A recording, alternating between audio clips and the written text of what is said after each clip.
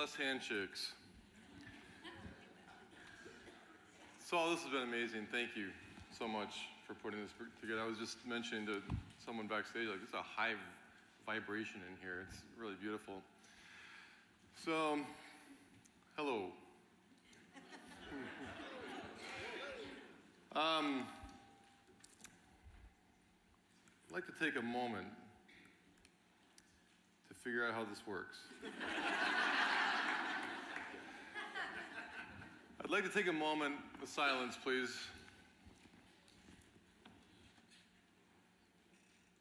Because all of our heroes are gone. Well, that's obviously not true. Angela, right? Mark Brand. There's heroes all around us. There's heroes in your community.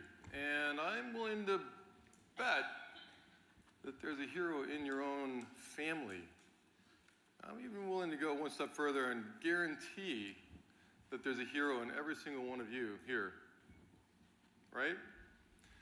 Some of us are tapping into that superness, and some of us are still waiting to figure out what comes. My name is Yarrow, named after a flower. I'm not from Scandinavia. It was a hippie name. I hated it when I was a kid.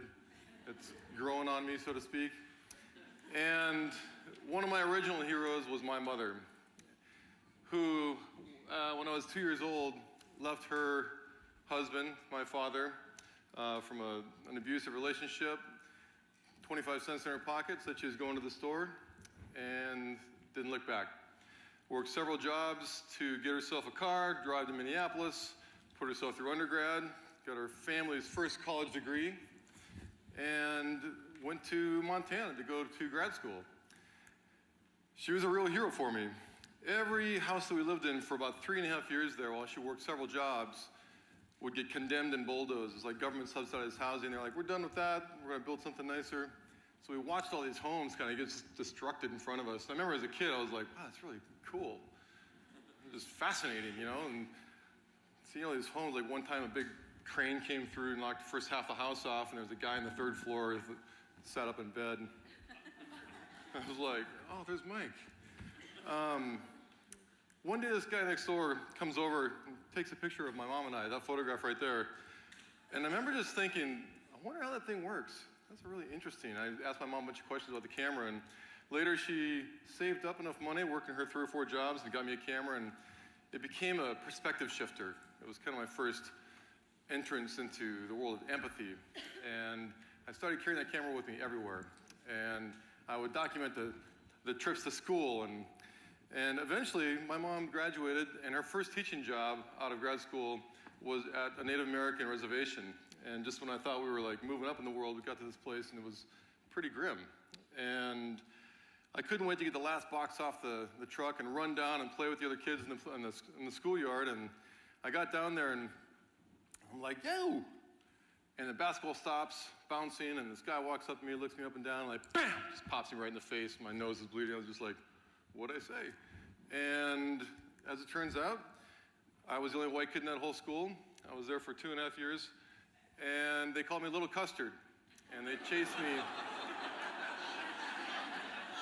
They chased me every single day. I was like the entertainment. And if I could get home, sneaking out of class every single day, wait for the bell to ring, it was like a full game. And for about 2 years.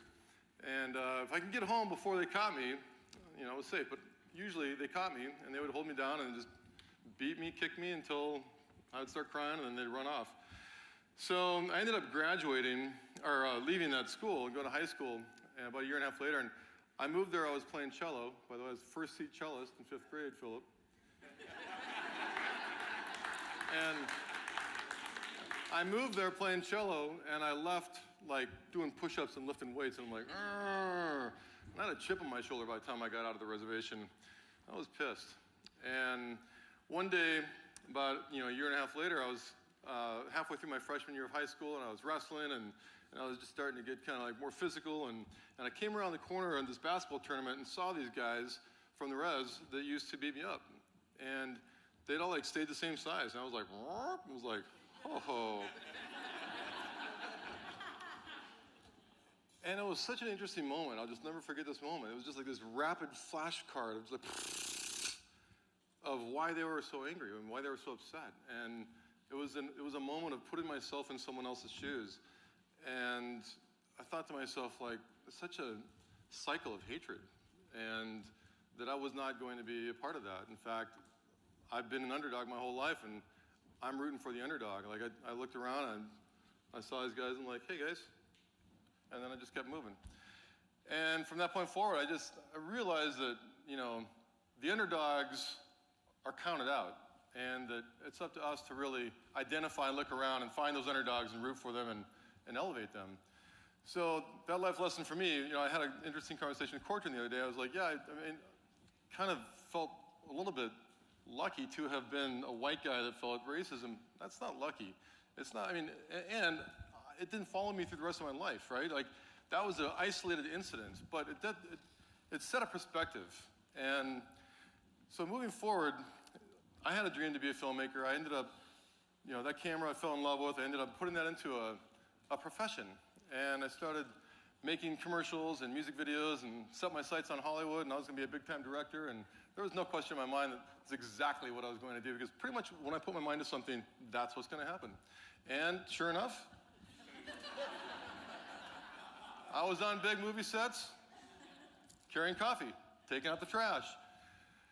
But I had another perspective shift. I had to say to myself, don't just be a PA, which is a production assistant, which is a guy that does this, and I was like, be the best there ever was. And so as I'm running around getting coffee and trash and everything else, I'm like, I had a camera with me, and I was taking photographs of people on the set. At the end of the day, I would go process those photographs and hand them out. People were like, well, thanks. A lot of those guys ended up being on my first film crew. And the guys I was working with, Michael Bay, big, huge movies. One of the films I was on with him, Alan Davio was the cinematographer. He did E.T., he did Closing Cars, the Third Kind. Alan Davio was Oscar-winning cinematographer for Steven Spielberg. I was just like, oh.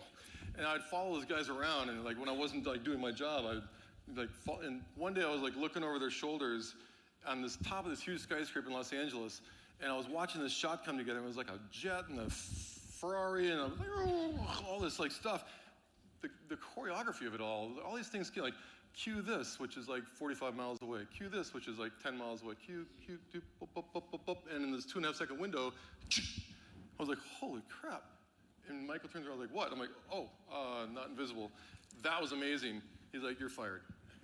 Yeah. And I was like, well, why? I'm like the best PA you have. He's like, yeah, I heard you have a director's reel. You should go do that. So I did. I got signed to an agent. My first job as any white kid from Montana, rap videos. And it was a big job. It happened to be for the Batman movie that year. It was a really big, these guys, Bone Thugs and Harmony, just came off their Grammys, and I was up on top of the skyscraper in a bat plane, and it's really cool.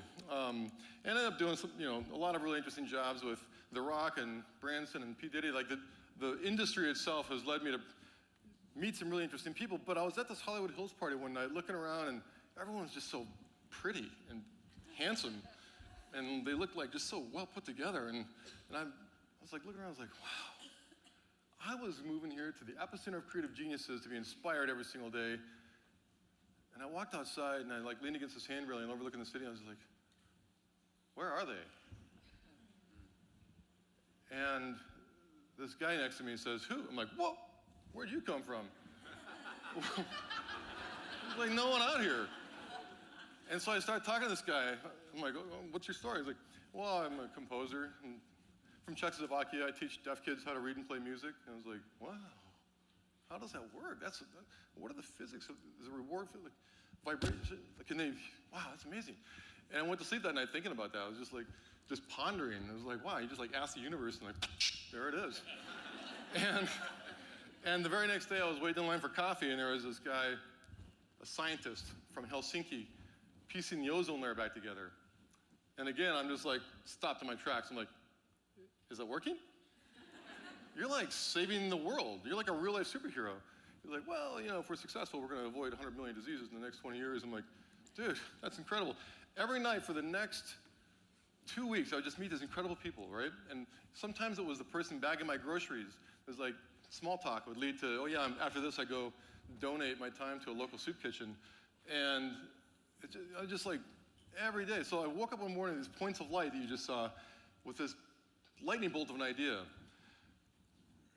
This was 1999, pre-Facebook, pre-MySpace, and I thought to myself, there's no way to find these inspirational stories. Like, if they only knew about each other, if they could just like look across this mountain and see you're rolling this boulder up the mountain, it's like really, really hard to do the improbable, the impossible. If they only knew that each other existed, there'd be this support network of inspirational people that you could then reflect back to this next generation as alternatives to only athletes and entertainers, but educators and scientists and people in your own backyard, real life superheroes. So it was a gamble. I called my production company that I was signed to. I was like, hey, I'm going to take a little leave of absence. And they're like, a leave of what? You're fired. I'm like, well, I guess I'm not that big of a deal yet. And so I started this company. It was .com era, right? But we really just started with just the idea of making trading cards for real life heroes, to create this community, this network, with one premise. There's extraordinary people everywhere, and to find one, look within. And that was really the goal. It was like to build these trading cards to unleash this hero within through a series of questions and asking yourself, like, what is your real life superpower? And once you tap into that real life superpower, there's a whole transformation of things that could happen. And these are some examples, right? You know, we did a whole stay in school program with Shaquille O'Neal. I mean, it's pretty good street cred when you walk into a school and Shaq's next to you. And kids are like, oh, paying attention. And that's my nemesis in the middle, because we all play our hero and our nemesis every single day. Only you can defeat you.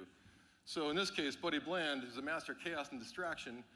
He's like, who's your buddy? He's like a kind of a mixture between Don King and Geraldo. And my real hero was Synapse Dream, Power of the Dream, able to manifest dreams into reality, not just for myself, but for others. But he had ADD, so he was easily distracted. And if he couldn't stay focused, then like there was no way he could manifest these dreams. So it was this kind of interesting like psychological dichotomy. And we started doing this with these kids. And what was really cool is watching them manifest these powers within themselves. Like you ask these questions, and they would like literally start to stand up straighter. Be your own superhero was the mantra.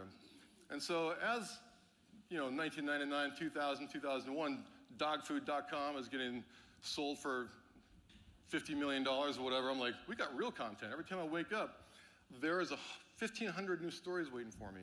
You know, we walk into Warner Brothers, we're pitching them, and there's like, how much you pay for your writers? Well, that's proprietary. Like, well, we don't pay for anything. They just show up every single day. Self-aggregated content. We grew it to 1.5 million people from my garage, before Facebook and MySpace. This little graph here is how the game worked. So your card, once you created it, would go onto this digital trading platform called the Karma Counter, and you'd rise up this Karma Counter by gathering these points, those little blue crystals called knowledge nuggets. So it was like the early days of cryptocurrency. And the more knowledge you'd feed your character, the higher you'd rise through these platforms, these different tiers of sponsor-driven prizes.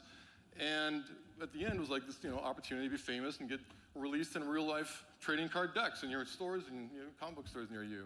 So kids would go run there and rip it open, look at it. But what was really cool was once we knew that we had them hooked with the games that they played to gather these points, they would get this prompt. This is, how do you save the world? Start with where you are. You type in your zip code and you're given 15 things you can do within a 5-mile radius of where you live to make the world a better place. It would tap into a volunteer match engine. It would send people out into the local communities, walking dogs to the Humane Society, park reclamations, neighborhood cleanups. Kids would come back after a Saturday. They'd look at their account. They'd be like 100,000 knowledge nuggets. They're like, whoa, a light bulb would go off. I could play video games for a month and not get that. So we started sending people out into the communities. And in 1 year of that program, 10.5 billion knowledge nuggets of volunteer hours. It was amazing. There was that moment where I was like, okay, I think we're onto something pretty cool here. The groundswell of gamified good, but this is the game changer for me. This is where everything started shifting. We started getting letters from parents and teachers and child psychologists saying, you know, my kid is in a wheelchair, but now he can fly. Like, my child has autism, but now he can speak. He can speak through this hero that you've given him. And I was like, no, he gave himself that hero. The beautiful part about it was just all these kind of benefits that came from it that we had no idea, we're not even thinking about until it started happening. And at that moment in time, I'm like, how lucky am I to have found purpose? I just felt so grateful. I have really talented friends that are still kind of trying to figure that out.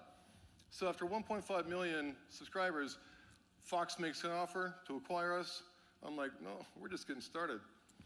Everyone else is like, you no longer have 51% of this company, man. We're taking the money. I was like, whoa, okay. Like, you survived.com, call it a success. So I went back to Montana to try to figure out what was next. I sat there for a couple months in a pretty deep depression, and Fox acquired Super Dudes, rolled it into MySpace, kind of like looked under the hood, grabbed some games, shelved it, and that was it. It was kind of the end of that. And one day I had this realization that Fox bought a brand and not the purpose. And the purpose was still to go find and connect real-life superheroes. So that was the pivot. It was something that we now call Hatch. And Hatch essentially is empowering real-life heroes, bringing them together, people that are already making huge impact in the world, educators and scientists and those that I mentioned.